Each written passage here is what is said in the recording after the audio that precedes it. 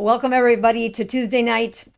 You do not have to look long or hard to find people demonizing drugs like Ozempic or the other hormone drugs that manipulate the GLP-1s or GIPs.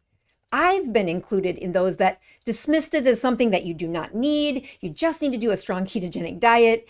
And really, others that have ignored the power behind this drug and said that it is probably dangerous, it's certainly unnatural, and at the expense of telling the headline that it becomes more and more obvious when you follow the science that this should have never been sold to you as a weight loss drug. It should be sold as a brain drug, especially if you use it in the way we're going to talk about tonight. I have a great show for you, and I've been taking care of broken brains for the better part of 25 years. There is hardly a drug that has a class of drugs that has me more excited about how to really help patients back away from the edge from things that, well, frankly, we've never had a chance of helping them with before. Stick around. We have some fun things on the show tonight. I am dialing in tonight with not quite as long of a fast as I usually do. Ketones of 80 or glucose of 87 and ketones of 2.1. I did have a fun weekend moving my son into Washington, D.C. He starts Georgetown Law School here this upcoming week. So thanks for all the prayers that came to him. And I am back home here in Tampa without a hurricane coming. So thank you for everybody that was worried about that as well, me included. We're going to talk tonight about the changes that I have seen over the last year, and something that I think you're going to find a way of educating people through this topic is something that you're going to want to stay tuned for. Meaning this topic tonight will get you kind of up to date for where I feel like I'm at. And if I was teaching a class of med students or residents, this would be pretty fresh, but do not blink, do not look away. The science that's coming down the pipeline on this keeps me busy, and you're gonna want to care about. Absolutely. Well, let's get started. We are gonna start with some slides here, because what I want you to remember, and I would be telling my residents or my patients if I was teaching still in the academic world, is that the GLP-1s are a huge class of medicines that are in our toolbox, but they come with a history lesson. And this history lesson can be a little bit distracting if you forget the fact that every single one of the cells inside of your body has at least 40 hormones telling it what to do at any one time. And this class of drugs is a hormone. They are hormones that we are using to change the signal deep inside our system. And when we look at the history lesson for GLP-1s, it starts in 2013. 2013 was the first year that I wrote the prescription for Byetta. This was a prescription medication for diabetes. It was a hormone that was supposed to manipulate how the body sensed satiety and fullness, as well as manipulating how insulin was going to work in that patient's body. At the time, it was competing with other medications that were all pills. You didn't have to inject it. And although there was this little bitty whisper that maybe it was going to cause weight loss, it turns out that about 1 in 18 or 1 in 20 of my patients would have any chance of losing weight. So it became something that was overpriced, rarely used, but something we had to study and learn about and say, here's how it might be effective. Let's fast forward to 2017, where the next one that hit the market was Ozempic. And by golly, it hit the headlines. And I contend that much like a headline sensationalized drug, especially in 2025, the first thing I do when something takes over my headlines now is I'm skeptical. I'm worried that it's not true. I'm worried that it's fake news or they haven't really studied it. But in the world of the hormones of GIP, GLP-1, and these other manipulators of metabolism, this drug comes with a really good history lesson that not only, so 2013 was really the first class of these drugs that came out. And although it did not work well for weight loss, it had passed that 10 years of studying to make sure that the FDA said it was safe. Now, 2017, you have, again, an increased amount of this GLP-1 that hits the market. And it doesn't quite catch on as a weight loss drug yet. Oh, actually, it's 2019. I said 2017, 2019. But it didn't take long for it to get into the headlines. So now in 2025, you've got over a decade that there's a huge a 10-year success story that, and what I mean by that is that the safety profile is incredible. Like, we really are not worried about the safety of these drugs. During that time, we know that although the safety was something that, you know, every drug you write as a provider you think about, I don't even consider that as the top 10 things I think about with these class of drugs. Not only because of the history before it entered the market, but it's been on the market for over a decade. If there was a safety concern, we would have seen it in the millions of patients that have taken these medications by now. I mean, there are problems with it. There are things that we touted that we should have done a better job of profiling on, not just it being better for brains than we ever imagined, but that it had a really big suppression of that GI system and some of the consequences that that's been. So let's talk about, when you look at the class of Ozempic, that's your the first really big sensation. This had just the GLP-1s in it. That hormone is naturally found in our body. It was something that we know that the longer somebody is obese, overweight, insulin resistant, the poorer that function is, that poorer that hormesis, like it's responding to what the body needs it to. The second generation was your tirzepatides, which is your Zepbound or your Mounjaro. Kind of think of it as almost a second generation, because now you have GLP-1s plus a GIP. Again, GIP, another augment, an addition. It's like, think of it as GIP replacement or GLP-1 replacement. It's not exactly how it works, but just think of it as it's helping the body get the hormone that it should be having access to, but it can't seem to find the right rhythm and pulse of it. And then the next generation, hold on here. Next generation is going to be GLP-1 plus GIP plus a glucagon agonist. So it's going to have 3 hormones, 1, 2, 3. And if you think this generation of medications is good for the brain, that one I think will be written mostly by a psychiatrist. Because as we look at some of the things that don't get talked about as much as I think they should. When you add that GLP-1, that GIP, it has a lipolysis that's hidden behind it. What does that really mean? That means your fat cells have been stalled at releasing some of their stored energy. And it is a consequence of what the hormones that are screaming at it, one of those hormones being insulin, and then how much impact that GLP-1, that GIP can have at the fat cell level. So lipolysis means that fat goes to the top of the food chain as far as your mitochondria is concerned, as far as energy production is concerned.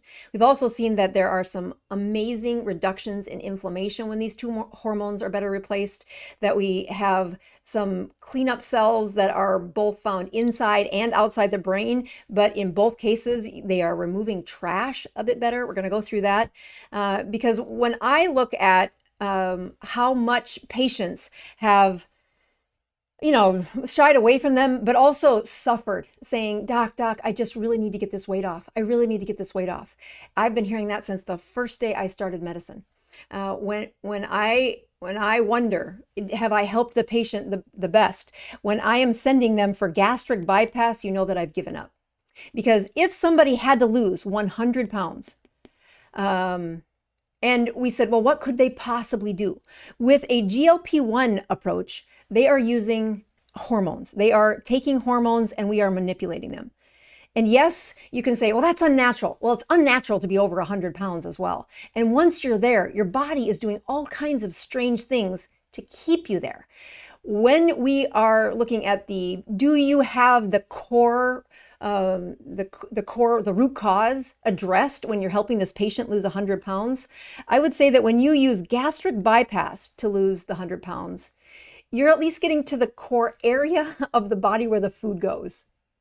But removing the cells from the list of options to help them live their best life, not a good idea. Do I have patients who do gastric bypass, even in this day and age? Sadly, yes. They give up. They say, I can't do it any other way. I just need you to cut out my stomach. And the consequences of that is a lifetime of problems of nutrition, of brain health, and the hope that they could ever be restored back to their healthy version has gone out the window. When I use a GLP-1 approach, first of all, I do not like patients to lose hope. I don't like to lose hope. And when I see the resurrection of this hormone approach to weight loss, we have, especially when they layer it into a process where the body is metabolically charged enough, ready to lose the weight. I will tell you, I hope I never recommend gastric bypass again. Because in this process of helping people lose weight, Ozempic and its class of drugs are a way better brain drug than they were ever a weight loss drug. And the weight loss is what has been touting the headlines. That's why you should be angry that you haven't read about this more than what we're going to talk about it tonight. All right, so we're going to first start by going through what ketones do short term. I've been teaching the ketogenic way of eating for a long time, and I would say that it is over 2 generations of patients. So that's 40 years of patients that have been eating the standard American diet. And what that standard American diet did is taught your body how to put on fat. Yes, we know that that's a problem, but there is a milieu of disease, disorders, and goo that happens inside the patient's body. When they come to ask me for weight loss or to help with the metabolic problems found in every patient, I think of it as like those grumpy old men that show up on the Muppet Show, or even just the movie, The Grumpier Old Men, where they are crabby about everything. Their attitude is spiraled down. They can't seem to even get their symptoms across to me because they're so stinking irritable. And I contend it's not their fault. I mean, they are stuck in this spot where they are reaching to a medical provider to say, help me get out of this stuck place. And it sounds off like, if you watched last week's episode, it sounds stupid simple to say, eat fat, do it for 10 days, watch what happens. And while that sounds counterintuitive, so you got to get them past that part of, no, I'm really serious, eating a bunch of fat with a little bit of protein for the next 10 days, you will be amazed at what happens to your body. And as I've been doing this support group here in Tampa for a while, when we have somebody come through the door that's a newbie, I call them, they are ass over apricot in love with the ketogenic diet. They have done it for 5 days. They have ketones in the morning of, 4.5. They are just high on a ketogenic diet. And the world seems like everything will be solved as long as there's ketones in their brain. And they're kind of right. They're kind of right that, hey, guess what? We can take you to this level of improving your brain and your body that, I don't have anything else in my toolbox that will help them to feel that well. It is a change of how you just fueled their brain. What they've been using for the better part of these several decades because of that diet was glucose, and was a fuel that's got a lot of trash or debris that comes out of it. When you have cleaner fuel, not only is it a different fuel, you have an improvement of over 2/3. Let's change this to this. 2/3 of their brain has been using just glucose. There's 1/3 of it that kind of went offline. I love this study. It's from a few years ago, but it talks about how well glucose and ketones get into the human brain. And they start with those folks that are on a standard American diet. So on day 1, they take glucose. So this is the line for glucose. And that glucose, this red, is a lot. There's a lot of glucose wherever you see red. You can see that the yellow is, again, pretty high on the scale. This is essentially 0 when it's purple. So you hardly see any of that for the glucose. When you go to the ketones on day 1, again, they're eating the standard American diet. I mean, they're all at the zero. They're blue. There's nothing, there's no ketone anywhere in that body, anywhere in that brain. But by day 4, well, you can see how much of that brain is much less. We have hardly any red in here. And although there's not a lot of areas that are doing no glucose at day 4, what's surprising is how much of the brain was activated and in the red zone for saying, oh my gosh, most of the energy flowing through the cells that are that red are because they're using ketones. This was one of those studies where, again, this came out in 2016, and it was a very small study. This has been reproduced since then. These folks were drinking ketones, so it was exogenous ketones, but the symptoms that they presented to in the clinic were just the same. Like, I cannot believe how good I feel. I cannot believe how good I feel. And that is because that glucose fuel, when you compare it to ketones, it doesn't compare. It is a cleaner fuel. There's less waste involved. And the first place that I hear folks talking is not that their waistline is better, although they can lose a little weight in that first week.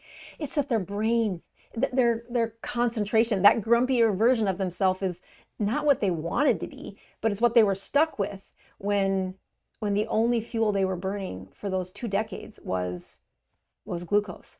Unfortunately, it's other problems that were happening under the hood. When I look at the anti-inflammatory effects that happen in a ketogenic state, it makes me pray for what will happen to them over the next couple of weeks to months if they stay the course, if they can keep ketones in circulation. That's why we check ketones in the morning. I want you checking first thing in the morning. That's what's telling me what your brain was doing while you were sleeping. If you missed the show a few weeks ago on the Tuesday Live, I talk about Willie from a young 10-year-old boy from Honduras and how much his brain burns ketones most nights of his life because of lack of food. And although that's a different reason for his life circumstances, his brain is developing way better than the 10-year-old boys that have access to abundance here in America. When I look at the amount of mitochondria that get changed over in the first 2 weeks by switching out the glucose, adding the ketones, it's mitophagy. That is the part, if you don't remember what that means, it means mitochondria that's kind of broken. It's leaky. And the signal to change up and to improve, to replace it with a new mitochondria is especially in an advanced ketogenic setting where the brain says, hey, it can't keep up with that. I need you to burn ketones, get me a new set of mitochondria. It will not spark the replacement of mitochondria without ketones around. And you want fresh mitochondria on your side. That's the power of your brain. That's the energy of your brain. But it ain't gonna get there if you do not have if you only burn glucose. And of course, what happens next is difficult, but it's predictable. When patients come in that ass over apricot, ketones are super high, and then their body adapts. They are healthier than they were. They're still on a ketogenic diet, but the body won't waste fuel. So those ketones will settle down into this new setting. And once again, insulin dominates. Insulin that's been abnormal for 40 years is not going back to normal in a week and a half. This hormone, again, powerful hormone, has to reset.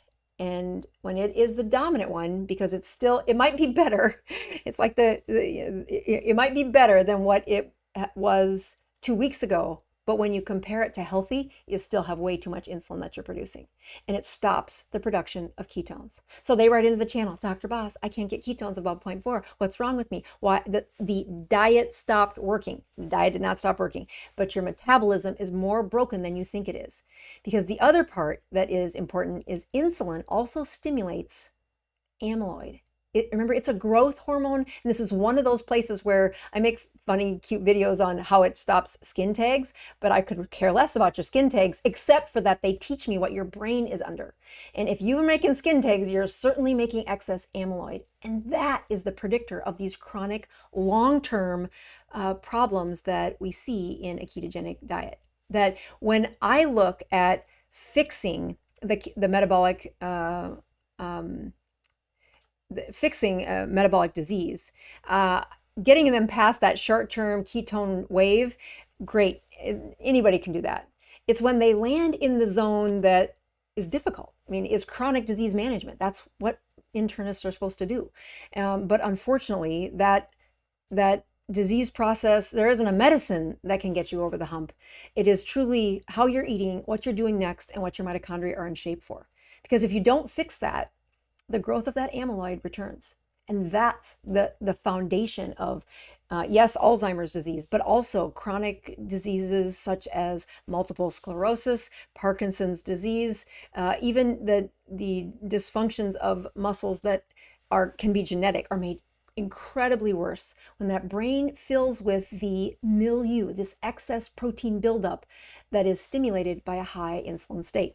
All right, let's get back to our slides and say, yeah, we have now got short-term ketones taken care of. What happens when we are looking for this long-term outcome for ketones? Again, you have to start with ketones. When ketones are not in circulation, you cannot begin the next step. Let me get my notes here. That we're going to use a patient case today that will help you hopefully help you see what I see whenever I'm taking a history on somebody that wants to do the ketogenic diet. So this is one of my favorite people from the Pin Chasers. His name is Ian, and I contend that he has given me an example of what insulin resistance looks like when you've had it for 60 years. He's north of 70 by a couple of years, and his insulin resistance started in his 20s. Now, I didn't know him then, but I know his history, and he tells a story when he was in his young 20s that he would get so hypoglycemic that he would get lightheaded, he would get a little faint, and of course, at that time, they just chased it with, more carbohydrates. He then hits this 40-year season where the standard American diet is filled with processed foods. But Ian is pretty good, actually. He's found a way to exercise his way away from this. He's kept his hemoglobin A1C away, just shy of what we would have used to diagnose him with diabetes. But that insulin has been high since he is 20. And he's healthy. He is conscious about his health. But when he comes into the space of learning about the ketogenic diet, he's got at least 65 pounds, maybe 75 pounds of fat on his body because of what insulin resistance had done. And of course, that's the easy thing. He knows what he's got there. He also knows that he wants to learn how to do this. So let's see, what did I do next on him? I think, I went to his numbers. Yeah, let's go back. We're going to go look at his numbers here. Give me a hot second to get that ready. So let's just remind you, we've got this nearly 70-year-old man comes into the space of learning about the ketogenic diet, finds me on YouTube and ping pongs away learning what he can. He then realizes that I do a free support group here in Tampa and comes to the bowling alley on Tuesday mornings at 8 o'clock and gets a few lessons that way. And you will see he does a great job of his numbers. Let me go to this website here. All right, so this is his numbers for the I think this is January of 2024 through today. So you can go back here and see. Yep, here is. He was checking numbers at 10 p.m. at night, which I do not recommend you do. But that's at the beginning. He's just curious, learning about what he does. And he's got ketones there at 1.7, so he must have done something right. And if you look at this time where he's just kind of plugging away, trying to say, well, why are my blood sugars so high in the morning? Why can't I get them down a little bit? And he's got ketones that look like what we hear about, 0.3 right there, 0.5, and he's like, I don't know how to keep these ketones high. What am I doing wrong? And then he keeps coming, and I think this is when he. Let's go back here. So he keeps plugging along, and I'll tell you what happens right here. This is the time. See where those ketones went up and the glucose went down?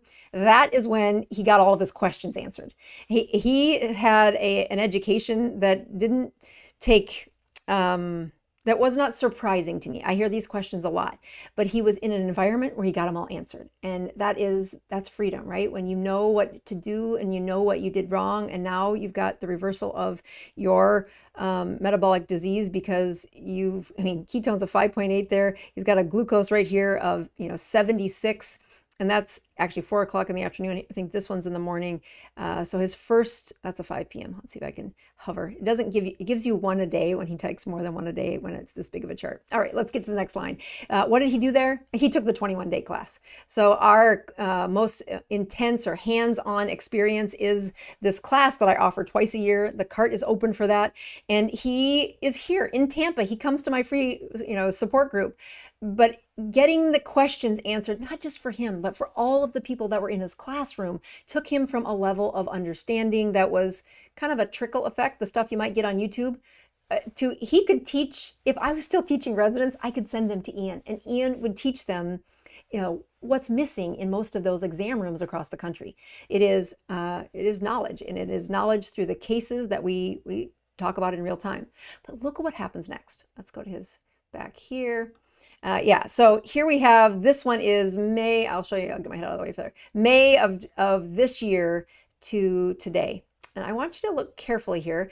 So you now notice that we are now 3 years in to him learning about the ketogenic diet. He's a year graduated from, I think he just took the class last year. But you'll notice that here's a 1 o'clock in the morning, not sure why. Again, if I would dial in right here, it would tell me better times. So here's a 3 o'clock in the morning, and here is a 1.2 ketones. I just want you to see the trend. You've got glucoses that are all between 80 and 100 here, that he has times where he'll do a sprint and the ketones go up. And what has happened here is he has added the GLP-1 starting, I think, in June. I know he was taking it. He had been on it for some time. There's probably a season in there where he wasn't checking quite as often. But when it came to this season, where now you're in July, he had been starting on the keto. He had been on the ketogenic diet, and he had added a GLP-1. He had added tirzepatide. Now, this was upon my recommendation, like, hey, I think you're going to benefit from this. And I think he added it before that, but let's go back to our slides here and say, get my head a little smaller for you. The first thing that you should say is, when you have ketones plus GLP-1, there is a striking difference when you add a hormone. Again, this is a hormone, and you are, and you're not in a ketogenic state. Okay, adding ketones, having a bed of ketones when you add this GLP-1 hormone is a similar process, and you can see it in patients, to having a 60-year-old man want testosterone, and he doesn't do any activity with that testosterone. You add the hormone, but he doesn't do any physical activity with it.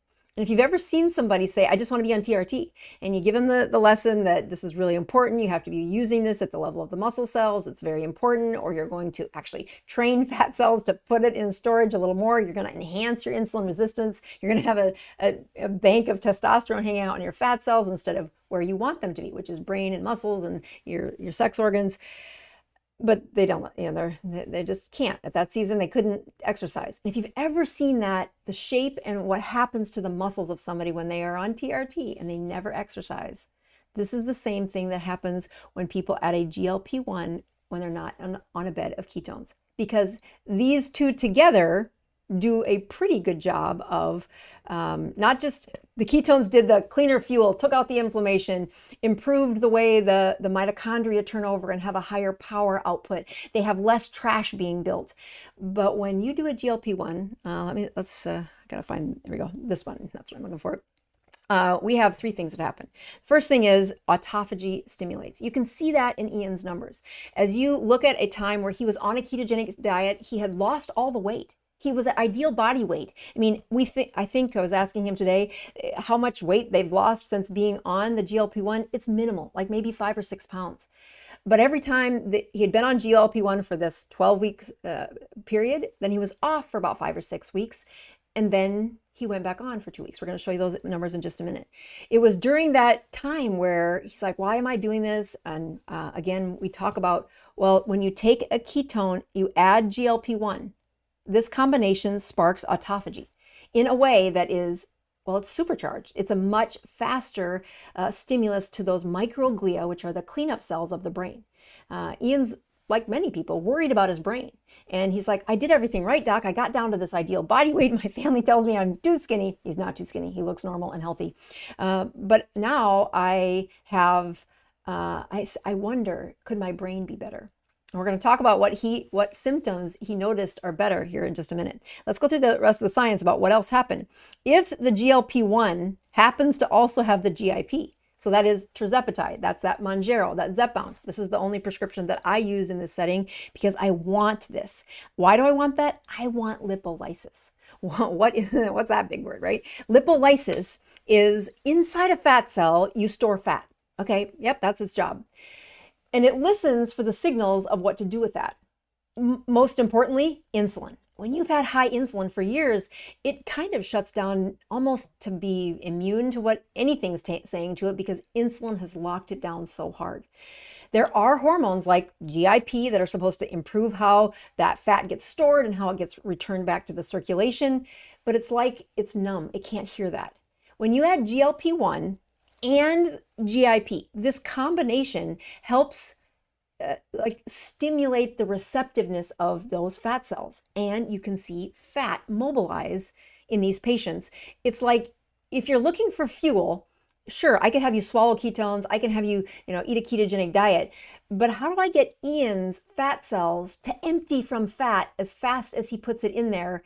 Especially because I want that brain in an advanced ketogenic state so that it repairs. It takes that debris that has been, accumulating in his brain since the age of 20.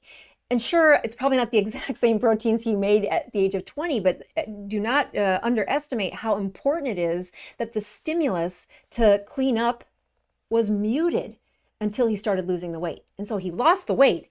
Now, I contend, and based on some of the suspicions and the improvements that we'll talk about, his brain doesn't undo the trash as fast as his life expectancy is there. He's 72 years old. It's going to take us 30 years to clean up the trash if he's perfect in the ketogenic space. By adding the GLP-1 and the GIP, we improve autophagy. We improve that cleanup rate. And, there's several studies out there looking at, we also know that having lipolysis keeps them in that ketogenic space, which helps protect his muscle from muscle breakdown. It keeps him in that lean mass of what we want our folks to have as they're 70 or 80. We want them to lose the fat. We do not want them to lose the muscle. Well, that means you got to keep ketones in circulation, and not just when you swallow them. That's a great way to rescue for the short term. I need your body making them. So how do you put that in his equation without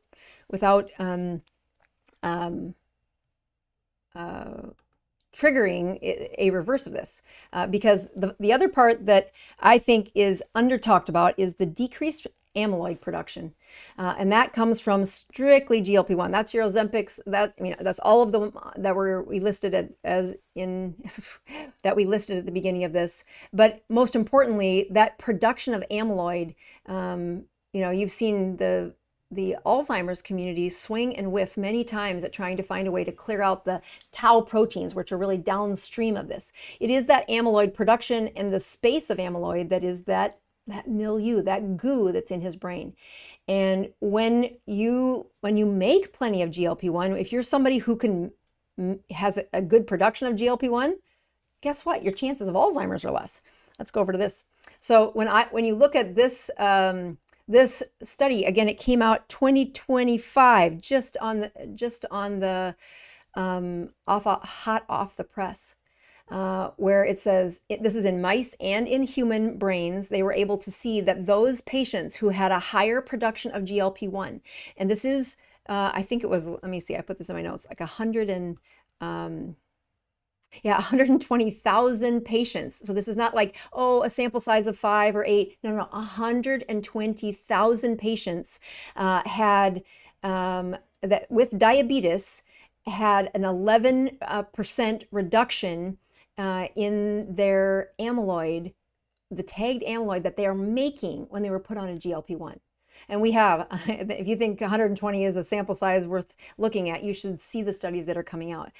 This is, again, actually, that's not the study that I just quoted there in 2025. That comes from a previous study. I think it was 21, where we know that these production of when GLP-1 is elevated in the human body, whether it comes from the agonist, the stimulus that we put in an injection, or they are naturally making it, that increased GLP-1 reduced the dementia rates by 11%.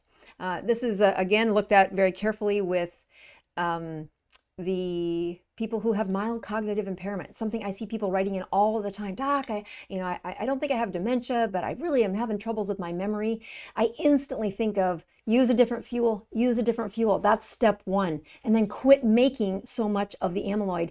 And when you mismatch these, or you do what many people do, which they did okay for a while, but then their ketones drop. Do not do that to your brain. That is a severe injustice, that you aren't increasing the autophagy. You're slowing the production of amyloid a little bit, but with a minor adjustment, you can have the kind of results that Ian gets to write home about, gets to brag about. Let me see about the rest of my notes before I move on from that one. Yeah, think of GLP-1. If you're on a ketogenic diet and you're succeeding with, I've got the weight off, I've figured out how to say no, I've really learned how to deny that that's not the place I get my pleasures from. And now you're looking at reversing a brain problem that, well, frankly, Ian doesn't have enough years on his life to reverse the problems for the number of years he was building it, unless we help him. And when I asked him, what did you notice when you're taking when you're taking the GLP-1, I've been reading recently about how important it is as a physician to listen to your patient. I know that sounds like of course you should listen to your patient. Yeah. But when you do some of the subtle nuances that only a patient can assess, like, doc, there's a goofy thing in my personality that's changed. I'll tell you, I knew the governor of South Dakota very well, and in his final season of life, he was helping me with some troubles in politics. And I'm sitting in front of him one day, and of course I cannot turn off my doctor brain. And the governor, this guy had been governor for I don't know, I think 15 years he was governor in the state of South Dakota. He just kept running, and the rules had changed enough that he didn't have a term limit. But he goes, something's wrong with my mind. Something's wrong with my brain. And this guy's a super high IQ. He's done crazy, wild things. He's a risk taker. He just throws risk to, out the window, or at least that's what it looks like from the outside. It just means he's a really rapid thinker. And there's a subtlety that's happened in his personality. He's like, nobody else can notice this, but I notice this. And there is a pattern recognition where every time a patient has said it to me in the exact same way that patient said it to me, I said, Bill, you need to go get a brain scan. You need to get a brain scan right now. You need to get a brain scan. And sure enough, there was a brain tumor that had spread all throughout his brain. It had been growing for months, and a few weeks later he died. When I hear a patient say, I have this little thing that changed, and Ian, I'll show you the numbers in a minute, and then you can connect it to this story that Ian talked about this morning. It's like, he's got this really, attractive British accent, and he's talking about it. He's like, I just have a difficult time speaking out loud in front of people, so I usually stay quiet. But, there's times where I'm feeling very confident. I'm around the people that I trust, and I find myself quite elegant in the verbal speaking. And of course, everybody in the room just kind of claps and cheers him on, because we don't notice that he's nervous about speaking in front of people. We think he does that, and he does it the same as everybody else. But in his mind, he knows that when he was not on GLP-1, the same problem happened. He goes on GLP-1. This is a microdose, the dose we set up for him and said, here's how you dose it. Here's what we're looking for. And then we said, now pay attention. And he's like, it just felt like, well, that public speaking thing that I've always had this little gut, stone in my gut about, well, it's gone. Several weeks go by and he runs out of the prescription. And so he says, well, do I need this? I don't want to be on this if I don't need to. And, I said, okay, let's see what happens when you go off of it. And he said, yeah, for the first few days, the cravings seemed to roar more than they had in the past. Now, it was also a birthday week, so there were some other temptations, but he said, I pushed through it saying, I just want to see, what is the drug doing? What am I doing? So I'm going to try to push past those cravings. And indeed, about 3 days into being off of missing that dose, he's like, might have been placebo, because they went away at about day 3, which might have correlated to a birthday. And so he's like, the cravings went away, and I just watched what the numbers did. And although his glucose didn't change much, the ketones went down. Not terrible. He's a guy, he's been having this, improved mitochondria for the better part of 16 months, but his numbers went down a little. And and he stayed off of it for about 6 weeks. Let's take a look at the numbers. Go over here. So I'll show you this one first. So here is the last 2 weeks where he's back on the drug. And you can see this, let's see, August 6th is when he restarted. That's when he injected it again. So there is a T-6 weeks. So if you look at, this is in, they number them weird.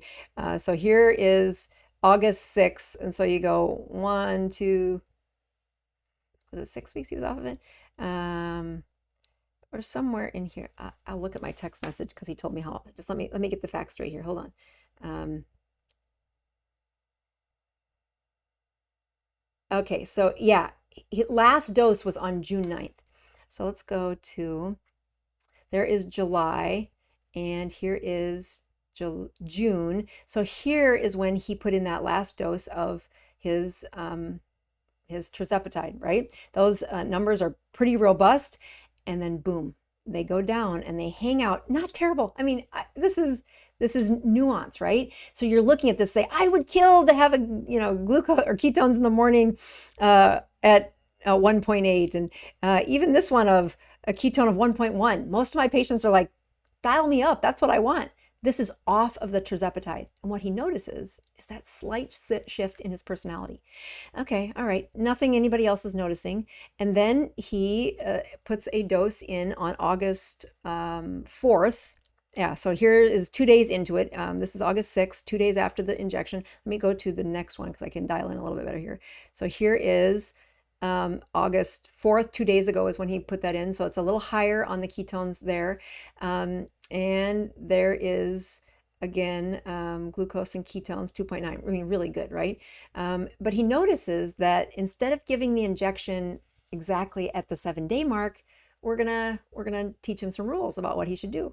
And so he ends up with the second dose of it on the 18th, which there's the 14th. So still pretty good numbers without the drug.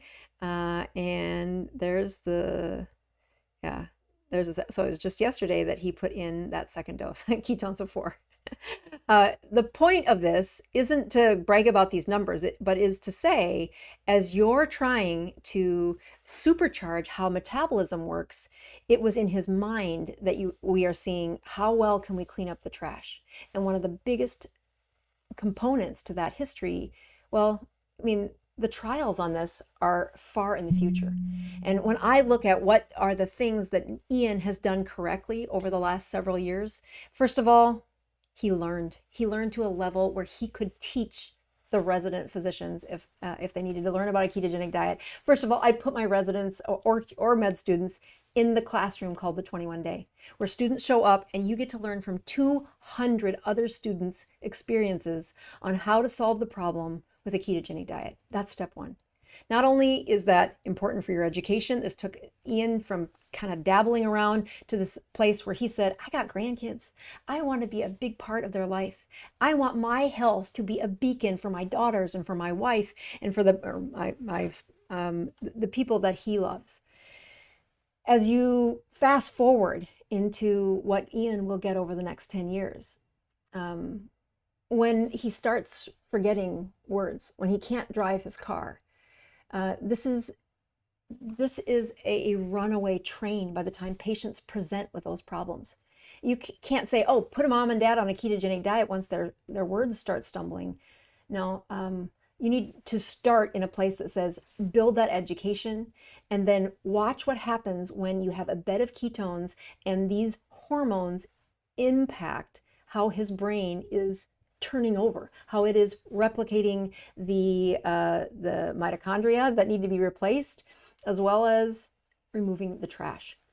You know, when I look at some of the successes that I've had over the course of my career, but also the course of helping patients, there's hardly a better example of being called to do something and teaching it in a way that completely fits my personality.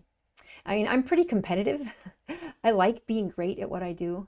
And when I first launched this course that is open, the cart is open right now. I do want to show you that on my website before I hop over to your questions.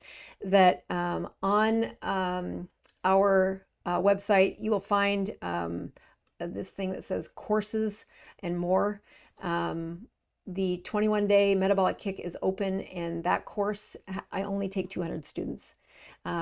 When I look at the first step you do is you become, I thought the people that would buy it were going to be providers. And although there are a few providers that have signed up for this classroom, the best letters that I hear from patients are, I took that class and I took my success back to my primary care, and I've been teaching him how to do the ketogenic diet. I've been teaching her how you taught me to do the ketogenic diet. To me, that is a level of being a physician that inspires me. That is, I mean, it's not to get a patient onto my docket and then have them be connected to me for the rest of their life. That's not a game I can win. But I can win on teaching them to the proficiency that I would use to teach providers. And in that classroom, Ian did that first. He knew how to make ketones. He had a local support group here that he showed up to. He has to drive 40 minutes or so on a Tuesday morning to get there for that class. It's not easy for him. But that attendance, that continued learning, those accountability, that showing up with not just questions, but watching other people in the room say, oh, here was my setback. And then when I said, here's what a brain should do, we worked together to say, let me teach you how to add that in a way that you will save yourself money, but also be able to reverse something that I can't see, that I can't guarantee is happening, but you have just enough clues that if it was my brain, I'd be reversing it. And like I said, Ian can't wait for the trials of double-blinded, placebo-controlled people of his age to be on this medication for 20 years and say, oh, you're right, that's how we reverse Alzheimer's disease before it comes. Now, I want him to never have that diagnosis on his chart. I want him to be the grandpa at 92 that's as healthy as he is at 72. And that means the cleanup needs to start and stay. I tell you this because it's the 2 times a year that we do have this class. It is a big part of the foundation of what we do to keep this channel free to anybody watching. But it's also those folks who say, I can't get my doctor to do this. We take you through the 21-day class, and an email went out today explaining. So if you're on our email list, please open that email, take a read, that we are offering an extension that is just like Ian. Most people are not going to need a GLP-1. They do not need it. I don't need it. There's plenty of people that don't need it. But if you did, we'll know by the end of the 21-day. And if that's something you're interested in, what we heard too often from patients were, I couldn't get my doctor to do it. I couldn't get my doctor to do it. So we make sure you have revved your metabolism before we ever offer this to a patient. But then we say, let me show you how to do it. And we will write you a referral letter to your primary care saying, here's what Ian did when he came into the class. Here's what we taught him. Here's what we did with his medications. Here's what we did with his GLP-1. And these are the results. This is what we recommend you do for this patient going forward. And let me tell you the power of a physician, an expert in metabolic management, writing to a primary care. That isn't to tell them what to do. It's to open up the possibilities of what they could do with another patient. Now that they have one in their practice, they will learn. They can't help it. And you will be the seed for a wave of other people that get an option to do it like what you do it. So if you are on the fence about this class, we have a couple dozen seats left. There's 2 weeks left for the cart to be open unless we get 200, our total of 200, and then we close the cart. I'm really proud of what we do. I'm really proud of people like Ian who give me the space and time and trust to not only help him with his health, but teach other folks how to improve their health. All right, we are going to look at your questions here. I almost started this live by asking, I wonder if they think I like GLP-1s or if they don't. So it would be great, while I'm looking at these questions, if you hop over and say, do we think she's going to like, before I started the talk, what do you think you thought? Did you think I was for or against them? I also want to say a big shout out for those of you that did go to Low Carb San Diego. That was an awesome time. I haven't been to San Diego since my kids were, I was pregnant with the third one, and I had a toddler and a 5-year-old on the beach at Del Coronado. We didn't stay there. We just went there for the beach and the pictures of the red roof. And I have those pictures on my wall. So I went back to that hotel for the first time in 20 years. And honestly, I had a great lecture about brains and ketones, which is not, I mean, there's a lot of physicians leaning in trying to figure this out. If you're looking for some lectures if you want didactic lectures from at the medical level, Low Carb San Diego really delivered on some neuroscience and how people are thinking about it. I do think we are the only ones out there doing what we're doing, which is let me get you proficient and get you back to your primary care in the medical home that you're already in, but you will be supercharged in your knowledge and in your ketones to teach your provider what to do. Let's get to your questions. All right, here we go. Dallas writes in and said, would prolonged fasting render better results than using Ozempic crutch? So I'll say that if they prolonged fast before, okay, so first of all, they're prolonged fasting in ketosis. We're going to say that that's part of what your question is. If they're in a ketogenic state, you'll find improvement in their ketones and a drop in their glucose with the fasting. But most people that have been metabolically unwell, they just don't make enough GLP-1s to give the superpowers that you see. Ian is a perfect example. He didn't need any other person. If you compare Ian to any person who writes into this channel, I mean, he could sell his ketones to most of the people that write in. But it was the supercharge. He has debris that I know needs to be cleaned up just based on his history. And so by adding and again, how you dose that, where you put it in, you're going to need to figure that out for your system, and we will help you with that. But you shouldn't do it before there are ketones like what Ian was doing. When people come in and say, ketones are 0.1, I want to go on Ozempic, I'm like, cart ahead of the horse, buddy. Cannot do that. That is absolutely going to cause you to have a hormone that's on supercharge, but a metabolism that isn't properly using it.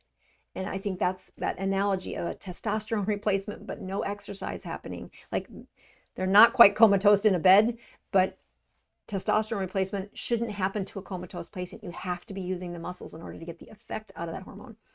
All right, next we go to Ruthie and says, how long does one microdose for long-term brain healing? Yeah, what's the maximum units to be considered? Yeah, this is one of those answers that end up changing depending on the patient. I know what the answer is for Ian, and that is he's got some markers that we are using. I mean, and how he responds to the hormone has also been a big part of our education for his situation. So Ruthie, it's the $1 million question. Long-term healing is long-term. So that's where it's usually longer than people think it will be. I'm going to try to not answer that in a way that would get me in trouble.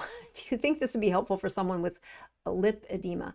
Yeah, when I look at the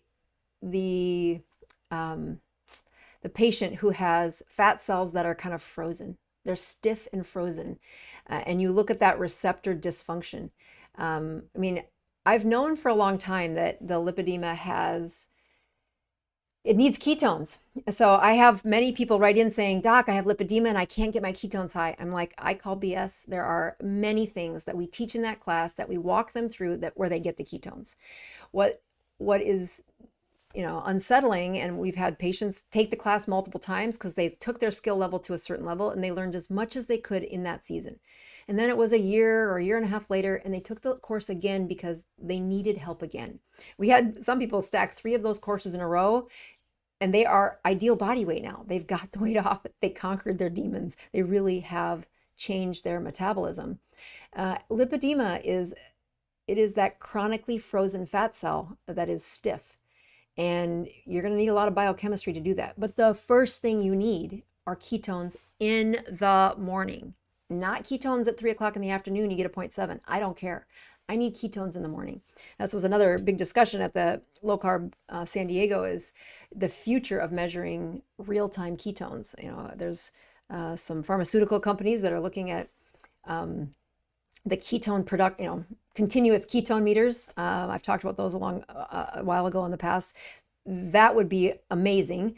But I think it's going to be brokered through a prescription. There are some really awesome devices that are still in that developmental phase where, unlike the breath meters today, which I do not endorse, I think there's problems that I won't step into here, but the next generation of how they measure the acetone, which is the ketone you breathe out, in the parts per million, and the accuracy, it'll change the game. So stay tuned for that.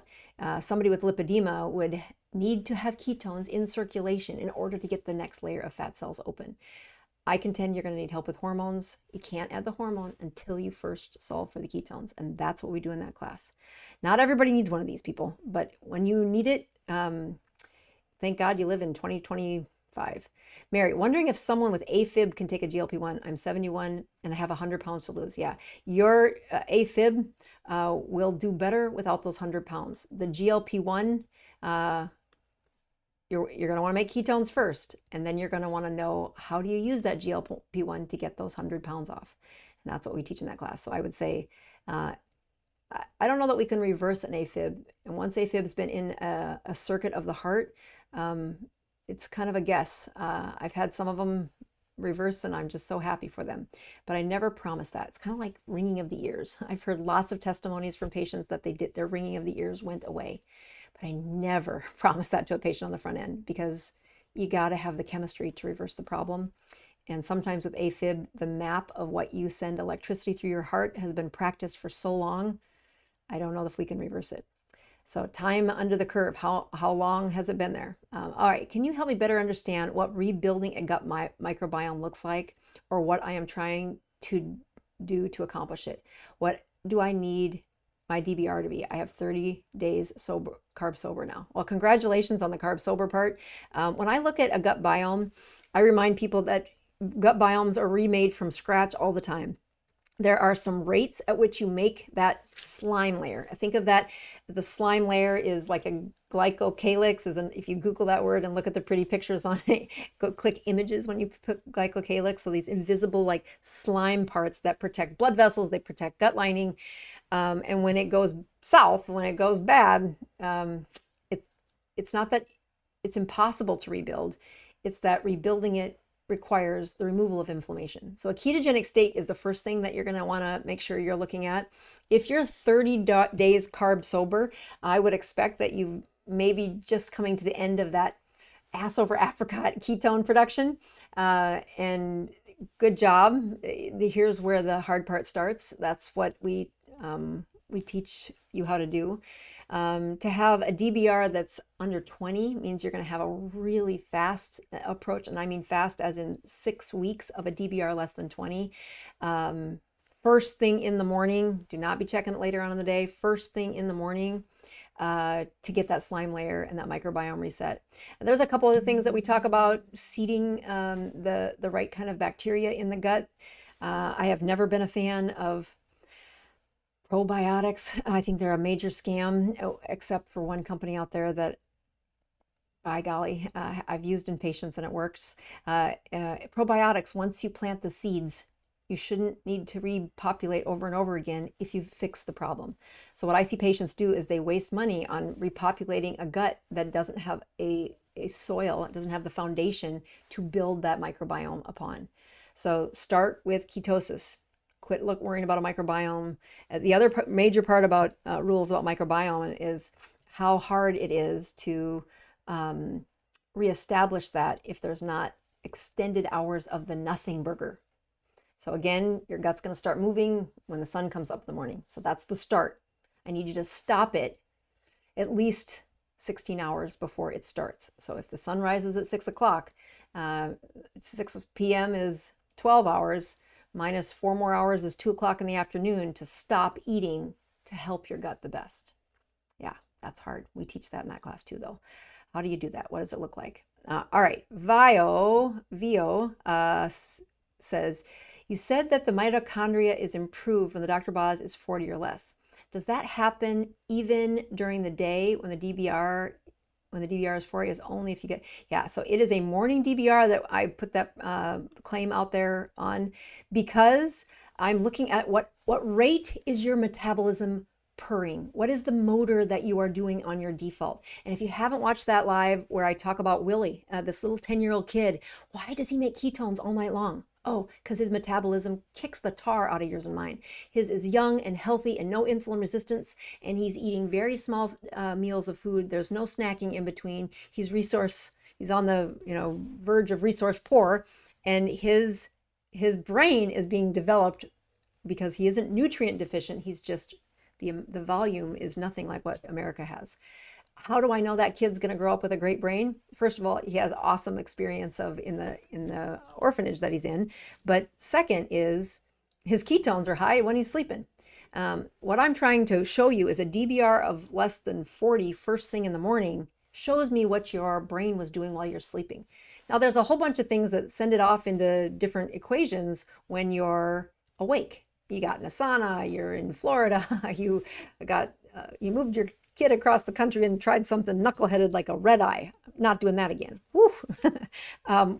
Sleep is disrupted is what I'm saying. All of those things change how your body is processing those carbohydrates, processing and storing and getting resources based on cortisol.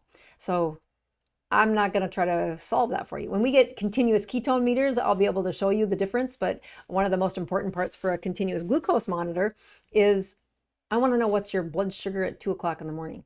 And not like what Ian was doing there, which is waking up and checking it. I don't think he was. I think that it collates several data points and puts them under a time.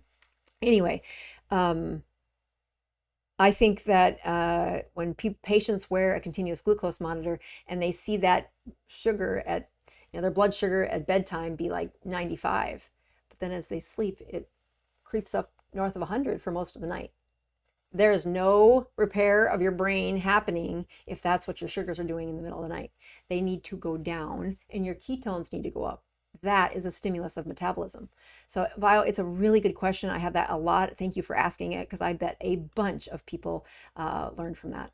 Larry writes in, Dr. Boz, do you recommend the keto or carnivore for type 2 diabetes? I recommend ketones in circulation. How you get there is a choice of a menu. We teach that in this class too, and it changes lives. I have learned to not lead with what words fit the narrative for whatever they're doing, but rather your numbers. I'm looking at reversing the problem and changing your metabolism by having ketones in circulation. Whether you get there eating all meat or not is a detail that we walk through. Next question, is Mounjaro safe to take with creatine and methylene blue? There are no contraindications for either of those. With that, oh, that's the last question. Awesome. Those kind of supplement questions are one of my favorite parts about the 21-day.